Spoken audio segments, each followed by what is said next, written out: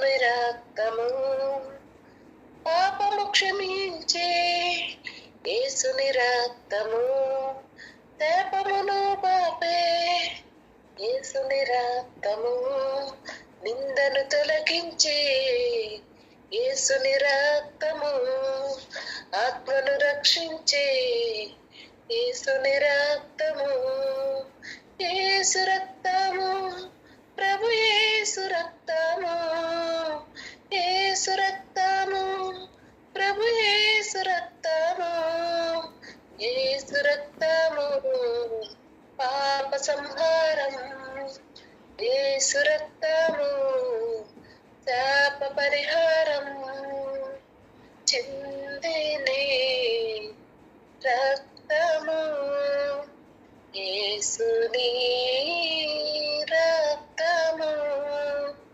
తొలగెను పాపము రక్తమే జీవము యేసు రక్తము ప్రభు యేసు రక్తము యేసు రక్తము ప్రభు యేసు రక్తము యేసు రక్తము పాప సంహారం యేసు రక్తము శాప పరిహారం ప్రేమను కురిపించే యేసుని రక్తము కృపలో నడిపించే యేసుని రక్తము ప్రేమను కురిపించే యేసుని రక్తము కృపలో నడిపించే యేసుని రక్తము శాంతిని చేకూర్చే యేసుని రక్తము వాగ్దానములిచ్చును యేసుని రక్తము యేసుని రక్తము ప్రభు యేసు రక్తము యేసు రక్తము ప్రభు యేసు రక్తము యేసు రక్తము పాప సంహారం యేసు రక్తము శాప పరిహారం చిందిని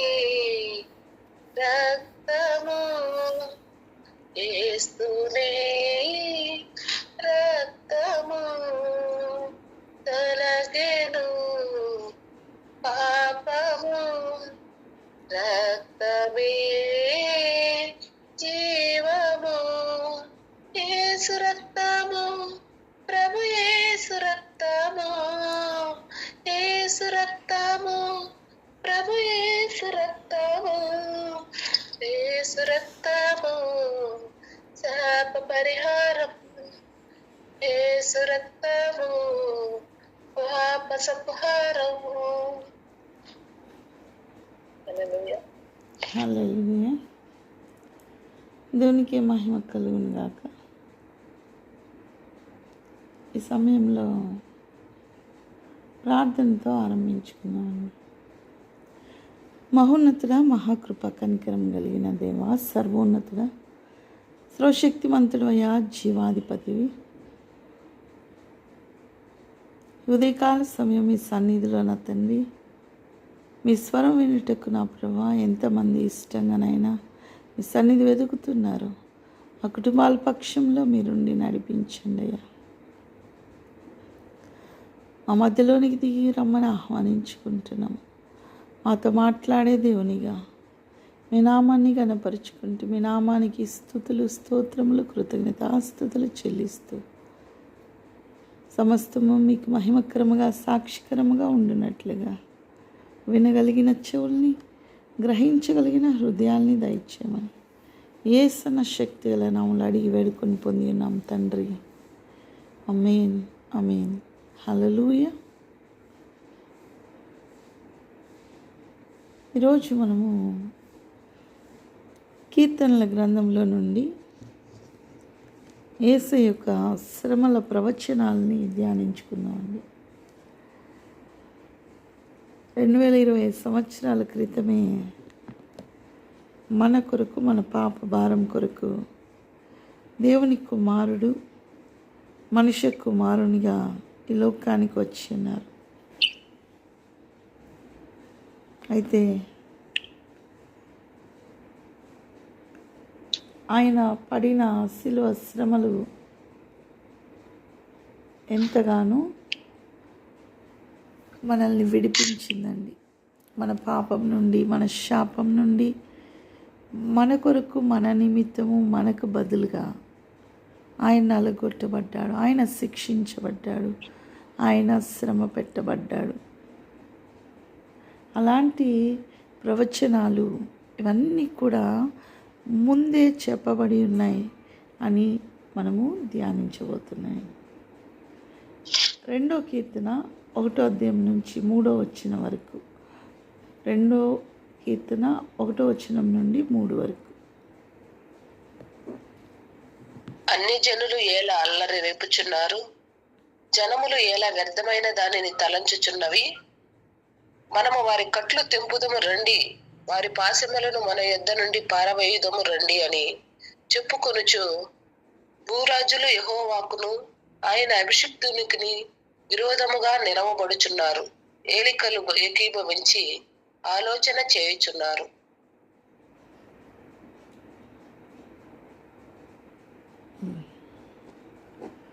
ఎలా అన్ని జనులు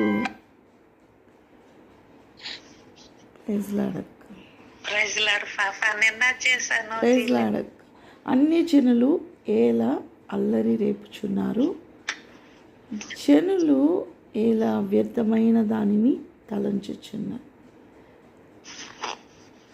ఇవన్నీ కూడా ప్రవచనముగా ముందుగా మనకు రాయబడి ఉన్నాయి. వారి కట్లు తెంపుదము రండి, వారి పాశములను మన యుద్ధ నుండి పారవేయదము రండి అని చెప్పుకొనుచు భూరాజులు దేవునికి అభిషేక్తునికి విరోధముగా నిలబడి ఉన్నారండి. ఈ మాటలు అంటే దేవునికి భూమి పైన ఉన్న రాజులందరూ ఎలా వ్యతిరేకంగా మాట్లాడగలరు అని మనకు అనిపించవచ్చు. ఆయన మనుష్య కుమారుడుగా ఈ లోకంలో ఉన్నప్పుడు అని దేవుని కుమారుడని వారు గుర్తించలేకపోయారు. ఆయనే నిజమైనటువంటి రాజులకి రాజు, ప్రభువులకి ప్రభు అని వారు తెలుసుకోలేకపోయారు. కనుక దేవుని పైన ఇక్కడ వారు నిందలు వేసి ఆయనకి వ్యతిరేకంగా సిలువ మానుకి ఆయన్ని అప్పగించడం మనం చూస్తున్నామండి. అయితే దీని నెరవేర్పు ఎక్కడ రాయబడి ఉంది? కొత్త నిబంధనలో ఎక్కడ రాయబడి ఉంది? అపోస్తలుల కార్యము 4వ అధ్యాయము 25 నుండి 28 వరకు. 25 నుంచి 28 వరకు.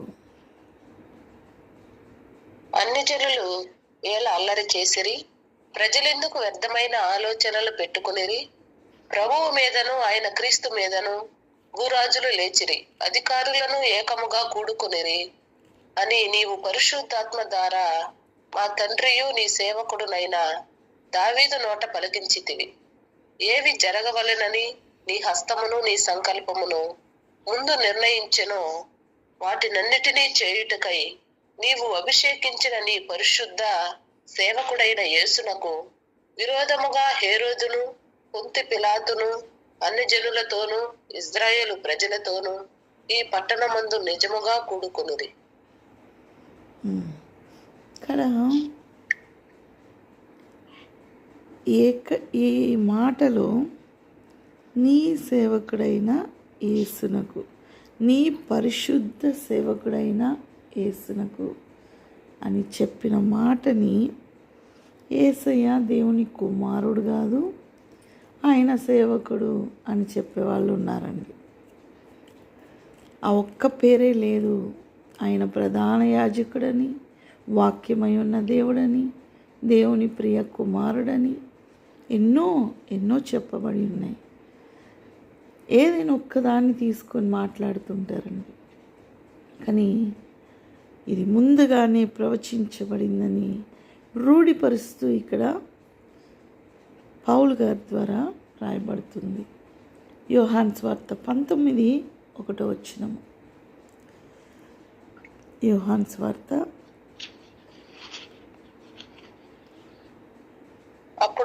పిలాతు యేసును పట్టుకొని ఆయనను కొరడాలతో కొట్టించెను. ఆ, ఆ మాట ఏదైతే చెప్పబడిందో, పిలాతు యేసుని పట్టుకొని కొరడాలతో కొట్టించాడు. దేవుని కుమారుణ్ణి, దేవునికి వ్యతిరేకంగా భూరాజులు ఎలా అల్లరి రేపుచున్నారు. ప్రజలందరూ వ్యర్థమైన దాన్ని ఎందుకు ఆలోచిస్తున్నారు?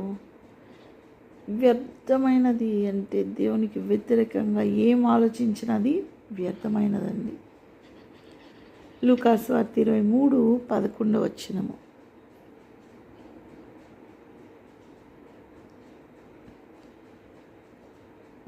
హేరోదు తన సైనికులతో కలిసి ఆయనను తృణీకరించి అపహసించి ఆయనకు ప్రశస్తమైన వస్త్రము తొడిగించి పిలాతునంతకు మరలా పంపెను.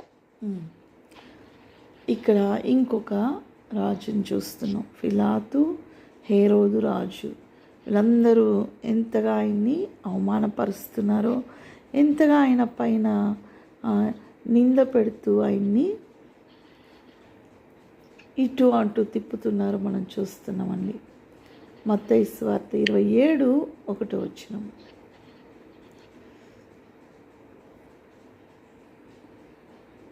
ఉదయమైనప్పుడు ప్రధాన యాజకులను ప్రజల పెద్దలందరూ యేసును చంపింపవలనని ఆయనకు విరోధముగా ఆలోచన చేసి చంపింపవలనని విరోధంగా ఆలోచన చేస్తున్నారండి. కాబట్టి దేవునికి వ్యతిరేకంగా ఏదైతే ఈ దినాలు రాబోతున్నాయో అది దావీదు ద్వారా ముందుగానే దేవుడు పలికించాడు. ప్రవచనమే ఇవన్నీ కూడా నెరవేర్చింది అని మనం చూస్తున్నామండి. తర్వాతగా ఇంకొక ప్రవచనం మనం చూస్తున్నట్లయితే 22వ కీర్తన 1. 22వ కీర్తన 1. ఇది ప్రవచనం అండి. కీర్తనల గ్రంథంలో నుండి యేసయ్య శ్రమల యొక్క ప్రవచనాలు. నా దేవా, నా దేవా, నీవు నన్నేల విడనాడితివి, నన్ను రక్షింపక నా ఆర్తధ్వని వినక నీవేళ దూరముగా నున్నావు. నా దేవా, నా దేవా, నీవు నన్నేలా విడనాడితివి. ఇక్కడ ఒక ప్రార్థన మనం చూస్తున్నామండి. ఈ ప్రవచనము కూడా ముందుగానే చెప్పబడింది. దాని నెరవేర్పు మత్తయి సువార్త 27:46.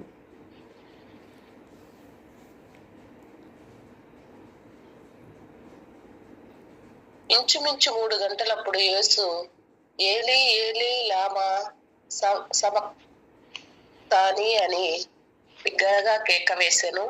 ఆ మాటకు నా దేవా, నా దేవా, నన్నెందుకు చెయ్యి విడిచితివని అర్థము.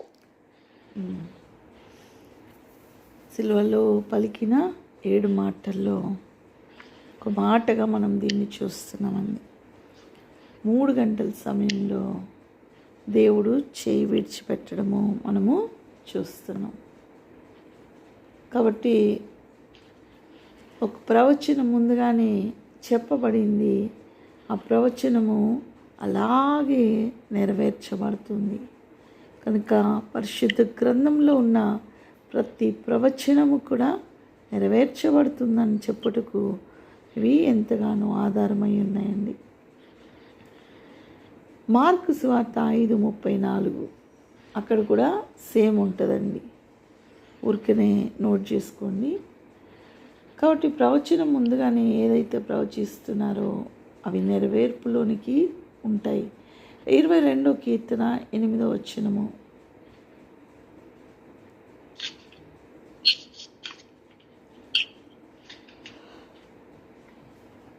యెహోవా మీద నీ భారము మోపుము, ఆయన వానిని విడిపించునేమో, వాడు ఆయనకి ఇష్టడు కదా, ఆయన వానిని తప్పించునేమో అందరు.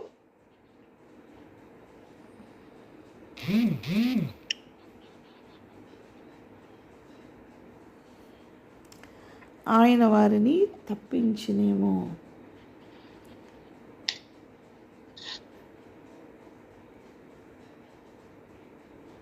109వ కీర్తన 25వ వచనము.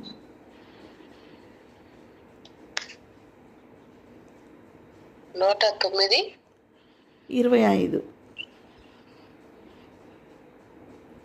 వారి నిందలకు నేను ఆస్పదుడనైతిని, వారు నన్ను చూచి తమ తలలు ఊచెదరు. అందరి నిందలకు ఆయన ఆస్పాదుడయ్యాడు. అంటే ఆయనే భరించాడండి. మనకు బదులుగా మన పాప భారము, మన నిందలు ఆయన పైన మోపబడ్డాయి. అవన్నీ కూడా ఆయన భరించాడు. ఇది నెరవేర్పు మనం చూస్తున్నట్లయితే మత్తయి సువార్త 27:39-40 వచనాలు.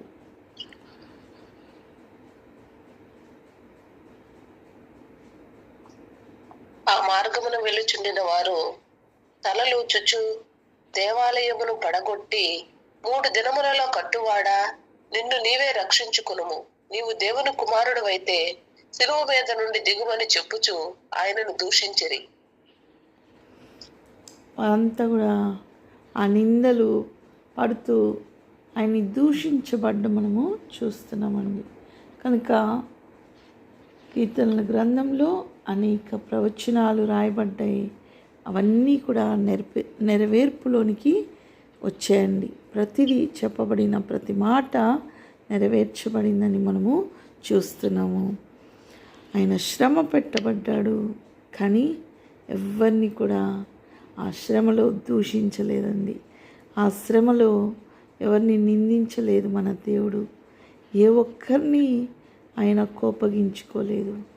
ఆయన కోపము రగులుకుంటే ఎవ్వరూ నిలవలేరు. మనుష్యులు అస్సలు నిలవలేరండి. కానీ ఆయన కోపము ఉగ్రతగా మార్చకుండా ప్రేమగా మార్చి మన నిమిత్తము, మన శ్రమల కొరకు, మన యొక్క శిక్ష నిమిత్తము ఆయన అనుభవిస్తున్నాడండి. శాపాన్ని అనుభవిస్తున్నాడు. కనుక దేవుణ్ణి మహిమపరుస్తూ ఆయన నామానికి స్తోత్రములు చెల్లిస్తూ ప్రార్థన చేసుకుందామండి. యథార్థముగా నమ్మికతోటి నీతి మార్గమైన ఆయన పరిశుద్ధ మార్గం మాత్రమే మనం అనుసరించలాగిన మన కుటుంబాలు, మన పిల్లలు, మన తరాలు ఆయన్ని వెంబడించినట్లుగా స్థిరముగా ఉండుటకు సహాయం దయచేయమని ప్రభువుని వేడుకుందామండి. మహోన్నతుడా, మహాకృప కనికరం కలిగిన దేవా, సర్వోన్నతుడవయ్యా, సర్వశక్తిమంతుడు, శ్రమ పెట్టబడి కూడా బాధించలేదు, దూనైనా దూషింపబడి తిరిగి దూషించలేదయ్యా. నీకే స్తుతి స్తోత్రం చెల్లిస్తున్నాను నా తల్లి.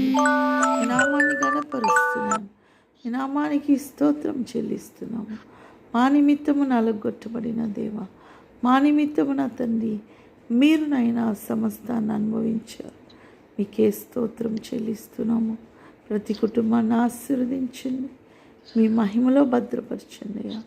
విత్తబడిన వాక్యము వారి హృదయాల్లోనైనా భద్రపరచబడి అనుదినం జ్ఞాపకం చేసుకోవటానికి కృపను అనుగ్రహించమని, సమస్తం మీకు మహిమకరంగా ఎల్లప్పుడూ ఉంచమని, ఈ దినానికి చాలిన దేవునిగా ప్రతి కుటుంబాన్ని వర్ధిల్లండి. వారి అవసరతలు, వారి అక్కర్లు తీర్చమని, ఉద్యోగాల కొరకు చూసే బిడ్డల్ని ఆశీర్వదించండి. ఉద్యోగ ద్వారము తెరవండి నాయన. గర్భఫలాలకి ద్వారము తెరవండి. ఆర్థిక ఇబ్బందుల నుండి విడుదల దయచండి. బంధకాల నుండి విడిపించండి. శ్రేష్టమైన ఆలోచనలు కలిగి మీ యందు విశ్వాసముతోటి ముందుకు వెళ్ళేట కృపను అనుగ్రహించమని, సమస్తాన్ని మీ హస్తాలకు, మీ అధికారానికి అప్పగిస్తూ యేసు శక్తుల నామములో అడిగి వేడుకొని పొందినాం తండ్రి. ఆమేన్, ఆమేన్, ఆమేన్. హల్లెలూయా. దేవుని నామానికి మహిమ చెల్లిస్తున్నానండి. సమస్తము దేవునికి మహిమగా